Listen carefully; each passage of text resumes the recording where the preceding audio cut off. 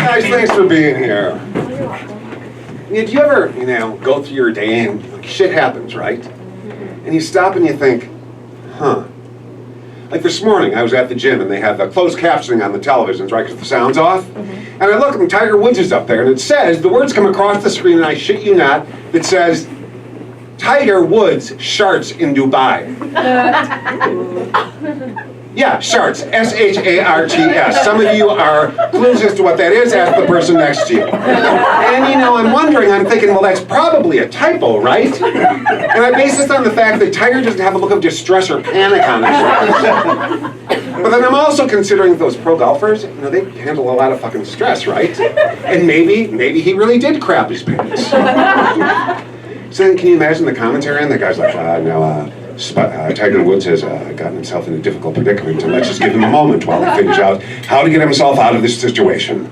I mean, does anyone proof this shit? Apparently not. Then on my way home, a little matter of interest, at least to me, I'm driving behind this big truck, a delivery truck, and on the side it says, Areola Corporation.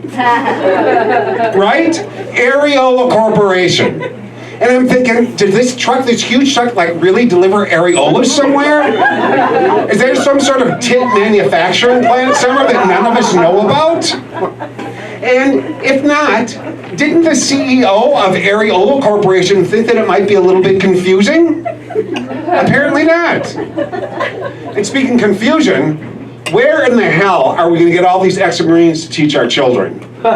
I don't know about you guys, but I didn't have one member of the armed forces as a teacher when I grew up. But I did date a Marine once. They are crazy motherfuckers. This guy, Jimmy, carried a knife that long. But you get this. He was hot, so who cares, right? Yeah, there's something about knowing that at any moment you could be gutted out like a deer and hang in a bar in some isolated area. They keep things fresh. But if the Marine thing doesn't work out, Trump has assured us that apparently coaches, the quote from them is, coaches, I guarantee you, are good with firearms. No. Based on what? Athletic coaches are good with firearms. What is it like in case their whistle breaks? I mean, what the hell is that about? But as we all know, he thinks if, don't worry, I'm done with him in a minute. I swore myself I'd never do this, but it's everywhere, right? He thinks that the schools are armed, that, it'll keep those crazy people out because, they lack courage. Lack courage, my ass. Have you seen that shooter from Florida? That motherfucker's lacking something. I don't think it's courage. He looks nuttier than a goddamn fruitcake. I wouldn't sell the guy a nail clippers, much less a gun. But if worse comes to worse, apparently Donnie's going to save the day. He's going to come charging in. Did you read this? Come charging in without any weapons and just defuse the situation. Really? Really? That's what I want to hear when I'm crouching under a desk and bullets are flying. Someone says, hey, Tom, don't worry. There's this 73-year-old unarmed lunatic. I need you to come in and save us. Fuck that. And this stuff makes you crazy to think about, right? We've got our own shit to think about. It drives you a little nuts. Like, I'm a homosexual and a recovering alcoholic. Right? Great. I want to have a little conversation, like, if reincarnation is really a thing. I want to talk to my goddamn soul and say, what was the big goddamn plan here? He said, hey, yeah, next time I come around, make sure I'm a cocksucker and a drunk. Who makes those choices? I don't date much, but when I do, it seems like it's younger guys. I don't know, I don't get it. They come after me. Really, don't get it. But maybe I'm like vintage arm candy or something. See, if these guys are looking for a sugar daddy, they're barking up the wrong goddamn tree. They're going to be sorely disappointed because the best they're getting out of me, on a good day, is a packet of Sweet and Low. And my last boyfriend, he was 24. And I know. I don't want to fucking hear it. He's young enough to be my son. But the point is, people, you know what? He's not my son. He might be your son or someone else's son, but he ain't my son. And apparently the guy's got daddy issues. So, come to Papa. Yeah, I've been sober about 7 years now. And thank you.